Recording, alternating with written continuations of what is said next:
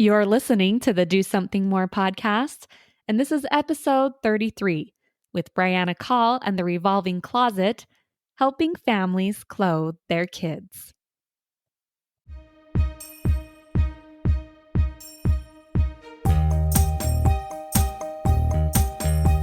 Welcome to the Do Something More podcast, a service-oriented show where we highlight the helpers who inspire us all to do something more.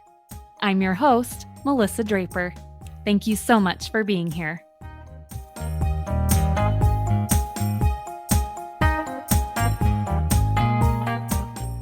Welcome to another episode of the podcast. And today I am going to be talking to someone that lives in my own town of Payson and does something called the Revolving Closet.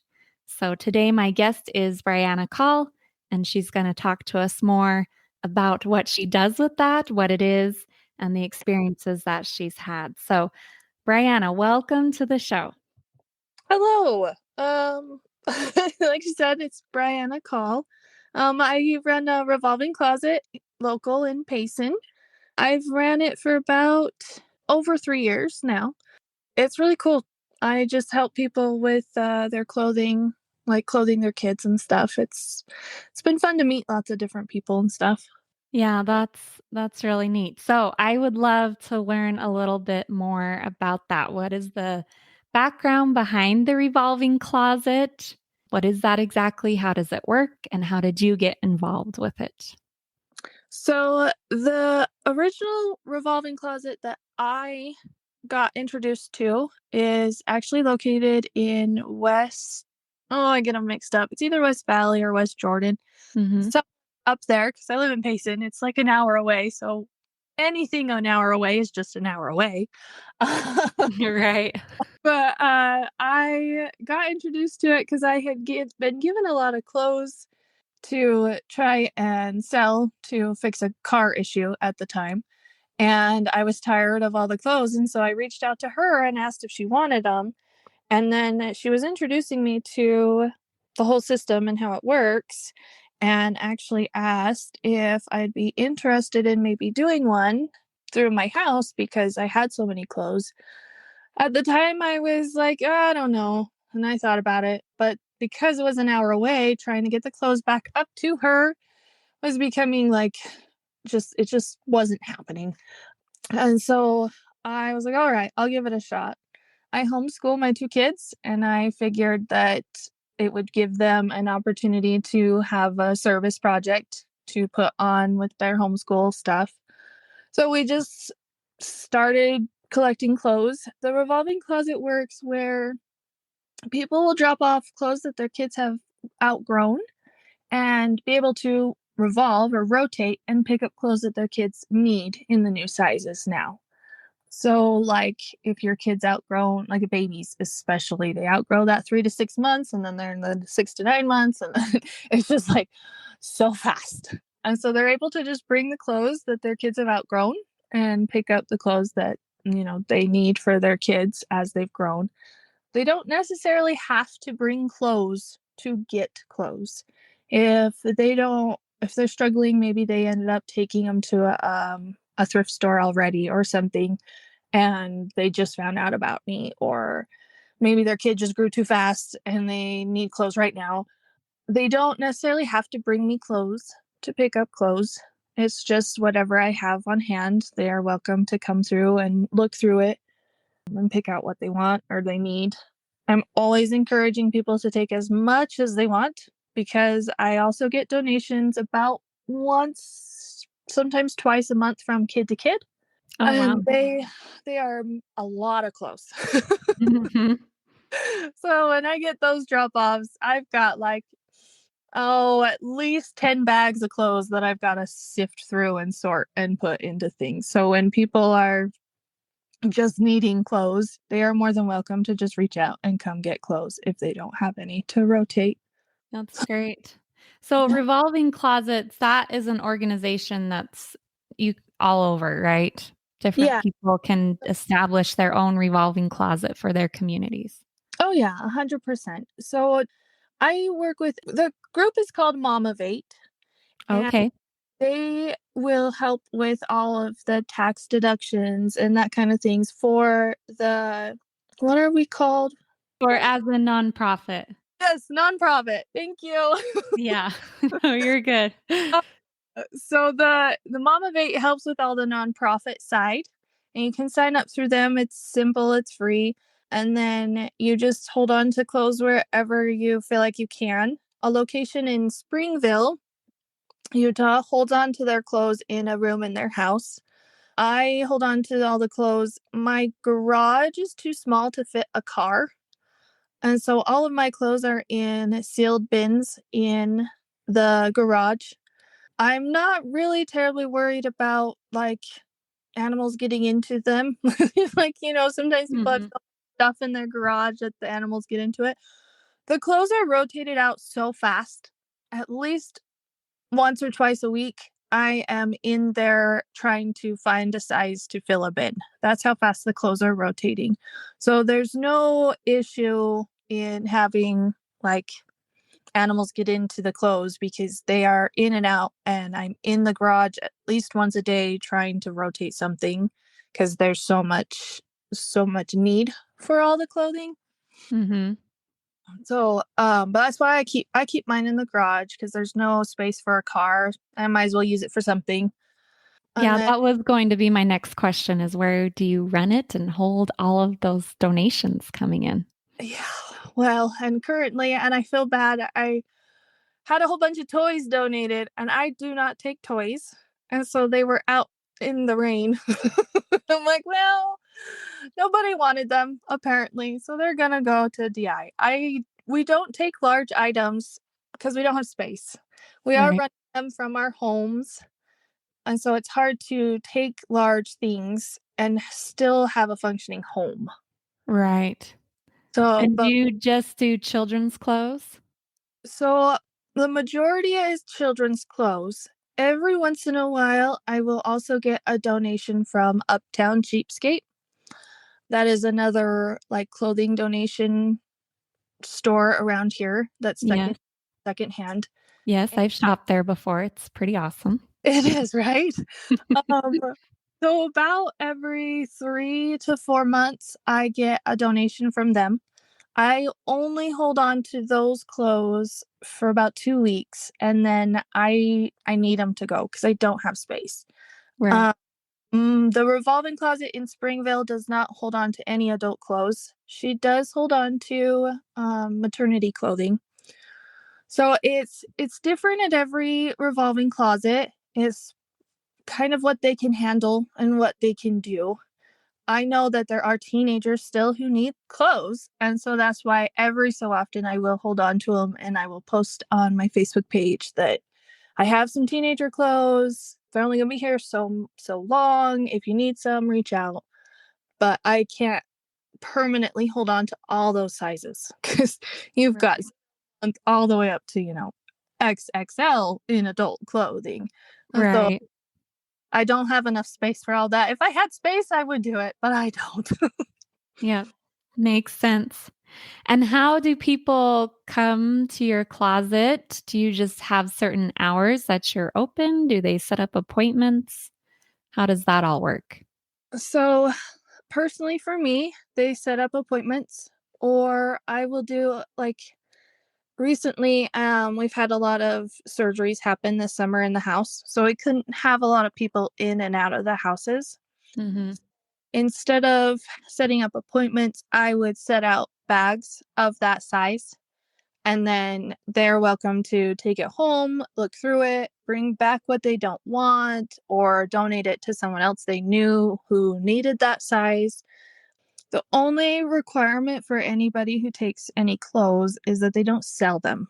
We do a lot of work, and I have a lot of volunteers who come and help me sort all the clothes, Mm. and it's a lot of our free time to do it. And so I don't want people coming and taking clothes and selling them for profit after I've done all the work for it.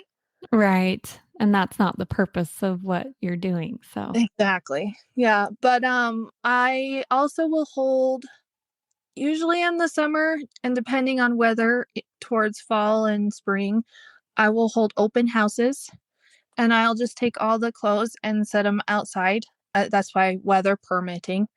And they're just welcome to come between whatever hours. Usually it's on a Saturday from about 9 to 1, sometimes 2. And they're welcome to just come and find whatever they need and donate whatever they have. And it's a good portion of the time in a month that they can just come and do what they want. They don't have to set up an appointment. That's great. Well, it sounds like a really well run system that you have there and a great service to the community. And especially at a time like now with inflation and other things affecting families, I'm sure that there are many that are thankful to know that something like that exists in our community. So I would love to hear, have you had any great stories or experiences with the individuals that have come or in your time of doing this and offering this service? I've had a lot of really cool experiences. Recently, I have actually joined, I guess, forces with a bunch of foster care kids. And we help the foster care kids get the clothes they need. They end up sometimes at houses with barely anything. Either it doesn't fit or it's too worn out to really wear. Like, it's rough, and it's really cool that, I can help all the foster care kids without, like, I mean, I would love to be able to foster my own kids, or foster kids, but I can't. So it's really cool to be able to still help them in a way that is I'm able to do it.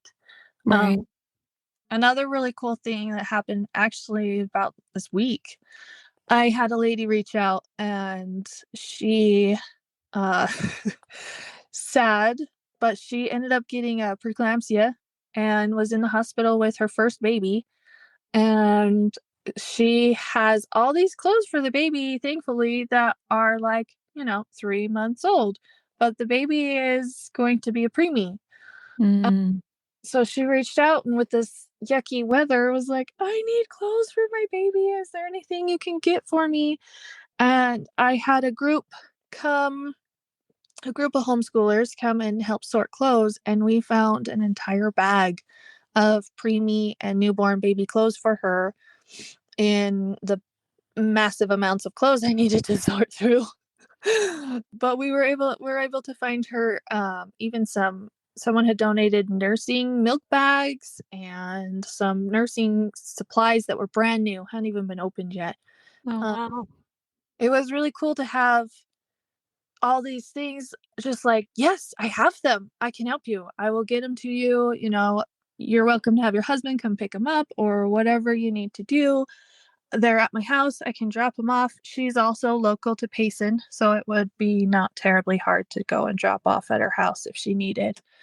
Yeah, it's been really cool to have these like I mean, it's not super emergency. She had clothes, they just wouldn't fit. But it's cool to have like this stuff to be able to help when people reach out. It's kind of Right.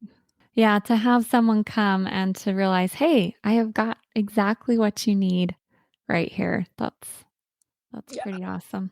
Yeah. It's been really cool.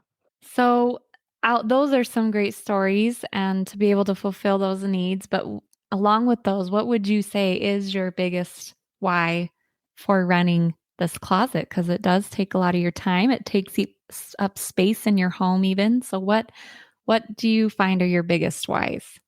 I guess I've been where I was struggling to clothe my kids. It's been a blessing to my family also because I'll have clothes for my kids as well. It does take time, but it's also like for example, the other day I was like, "Oh, I feel bad. I haven't bought clothes for my kids, like brand new clothes in forever. I should go out and buy some clothes." And I didn't realize the price of clothing. Like, it had been almost 2 years since I bought any clothing for my personal kids, Uh-huh. and it was I just eye-opening to see that the clothes cost so much. I don't want kids to go without clothes because they can't afford a $20 t-shirt. Like, that's not fair. There's too much going on for adult or parents to even be worrying about the fact that they can't put clothes on their kids. And if it means I have to reach out to more volunteers to come help me sort, then that's what I'm gonna do because it's just not fair for kids to have to suffer like that. Right. And kids, like you said earlier, they go through clothing, especially in those baby and toddler stages, so quickly So that quickly. it can be overwhelming sometimes as a parent to try and keep up with all of that growing and changes. And then if you add in multiple kids in the mix, it's a lot at times. It is. It is so much. And I mean, I that was the one thing I could still volunteer and do and raise my kids. And it helped. I don't know. I would before I had kids, I went out and helped feed the homeless, and I would go up into Salt Lake and hand out those care kits all the time. But I then had kids, and it was like I don't feel safe sending my kid or walking around in Salt Lake like that with my kids. Mhm. So this was a way to be able to still help and, you know, still volunteer and do things for people in a more my on my time kind of a thing. Right. Yeah, you've mentioned that a few times in this interview. I can tell that you have a giving heart. But I love that to be saying I can still help in a way I'm able to. And I think that is something we talk about that on the podcast, but I think it's so important to realize that many times when we want to do service or good, it is completely okay to figure out the ways that it works at each stage of life or at what we're capable of doing. Yeah, exactly. I agree. Well, have you had, other than running out of space at times, have you had any other challenges or things that you've run into that you've had to overcome? Or you also mentioned you have volunteers. How do you organize the help that comes as well? So the volunteering is just kind of by case. So I'll have like for example, I had a mom come to the open house and just help me sort as donations came in. So we constantly had all the stuff out for people to get to. And that was something she could do on her time because she was going to come for the open house anyway. And that helped her be able to help me, right? Mhm. Like the homeschoolers that came and helped me sort, they needed a project for their co op, a service project for their co op. And so we just figured out a time that would work for them to come. And what we did with them was when I have a larger group, I have some sort and some put away. That way it's just constantly moving. And I purposely, it was really hard. I purposely didn't touch the kid to kid donations so that I had something for them to sort and actually put away. My garage and my driveway kind of looked like, I don't know, a disaster. Mhm. But it worked out. They were there for about 2 hours and helped me sort through I think almost 10, maybe even 12 large like black bags of stuff. So that was helpful. I've also had like what are they called? Like young women, young men groups come and help do that for their service projects. It just it is always by case, like when how I do it, just because everybody's different and just like me, everybody's got to be able to volunteer when they can and how they can. Some challenges. One thing that is becoming a challenge and I'm actually still trying to work on is I will have past people who have come so they know my address. I don't usually hand out my address until we have set up an appointment because I Mhm. don't it is at my home. It is a private residency. I'm not always home. I don't want people constantly just showing up to look through it like you would at a store because it is my private house. Uh, Right. but I have had some past people who have come and they don't set appointments, they just show up. And that's something I am trying to set a boundary for. I'm really bad at saying no. Mhm. So when they show up, I'm just like, yeah, just a second, now grab it. And I'm working on it. It's a challenge that me and the location in Springville both have a problem and are working on trying to figure out how to solve it. Right, a good solution. Yeah. Another thing that's happened is we have her and I's location gets confused with each other. And so she'll have set up an appointment with somebody and they'll show up at my house instead of her house and vice. Mhm. Yeah, So one thing I've done is I've made sure that, this is the Payson location and this is the time you're coming. Like I just repeat that this is, where you're going. And that seems to help most of the time. It still is a thing. Every once in a while I'll have someone show up and I'll be like, wait, what? right, But yeah, that's probably the only big challenge with it, like besides space. But I think I've managed that enough that we're okay. right, If I start to become too full, if my bins are too full, obviously I don't want the animals getting into bags of clothes. And so I will just post, hey, I'm overflowing. Here's extra sizes. If you know anybody who needs them, come grab them. Otherwise, they're going to DI. Just because I don't want the clothes ruined. It sucks that, someone's going to have to pay for them. But I don't know. I see so much clothes come in and come out that I feel like I'm helping enough people that if somebody doesn't need that size, then I don't necessarily have to hold on to it. right. Well, and I think that many would say that to run an organization and to do it in that organized way actually gives you the capacity to serve as many people as possible. And so, even though sometimes it feels like you're restricting, it's actually allowing you to do it in a way that can help as many as you can. So, Yeah. well, thank you for being so open about all your experiences. I just think it's good for others to hear No, that in the ins and outs and the ups and downs of trying to run something like this and the good that you're trying to do.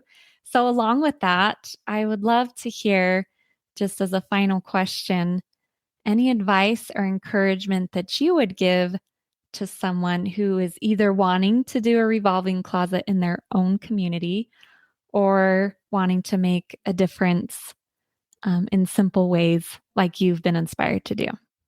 that's a tough one. If you would like to open a revolving closet, know there are challenges and it does get tiring and it's okay to take a break. Right. That's great. It's okay to say, for this month or something like that, I'm just not doing it and it's okay. There are other ways out there for people to get the help if they need it. And if you need to take a break, take a break. Like, it's okay. And then I guess if you see a need, if you really want to help and you see a need, just brainstorm how to be able to help. It's it doesn't take I mean, it does take time, but it doesn't have to consume your life. And if you can spare an hour and you just make a meal for a family in your neighborhood or something that needs some extra help, that's still doing something to help somebody else. Right. And I loved your example when you shared how you got involved with this. Just being willing to say yes sometimes can lead to some great opportunities. Oh yeah. Yeah, it was a crazy I didn't expect it to become this big thing. I thought, "Oh, we'll try it for a year and let my kids experience a service community thing." And I just have had so many people that I can't stop. Yeah.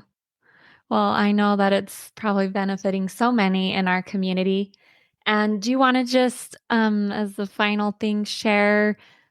You mentioned you have a Facebook page, or share where people can find you if they want to donate or just learn more about what you do.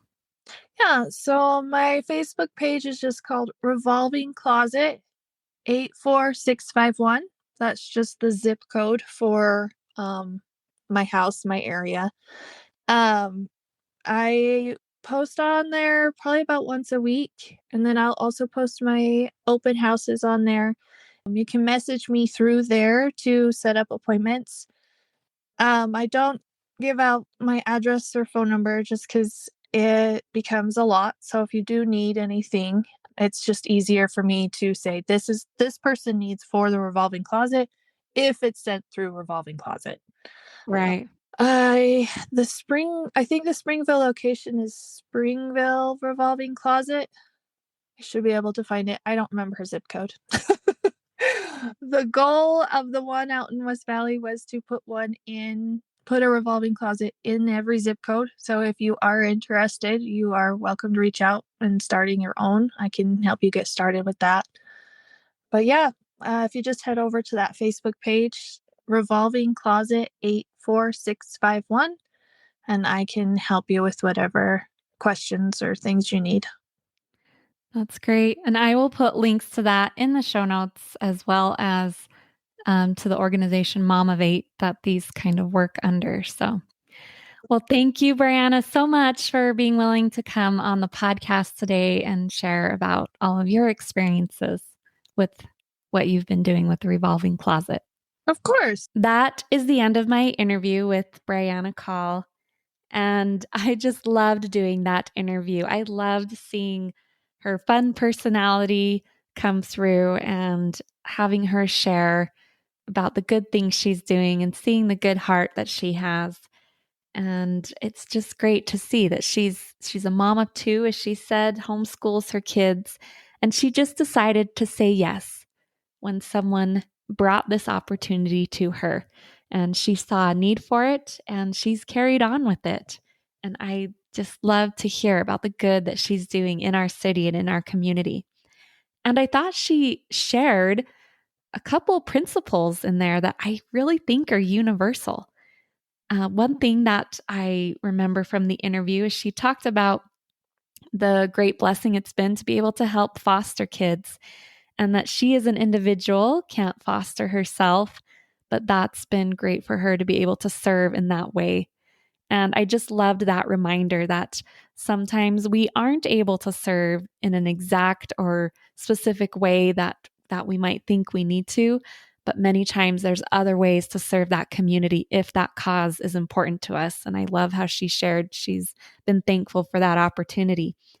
And I also loved how she said she had created something for her that worked on her time. She's someone who's always served, always wanted to be involved in the community, but realized with raising kids and taking care of other responsibilities that she needed to change and tweak it a little for this season of her life. And I love that she shared that this gives her the opportunity to serve on her time and in her way. And it's still very much making a difference. And then I love those final thoughts. I think that are good for anyone that's running a nonprofit, or you're volunteering long term with something, or you're just really into a cause that's important to you. I love how she gave that reminder that it's okay to take a break sometimes, and it's okay to set boundaries. And I think that is such a good thing to remember when we're wanting to be involved in these good causes, that many times taking a break, setting those boundaries, keeps us from getting the burnout that comes.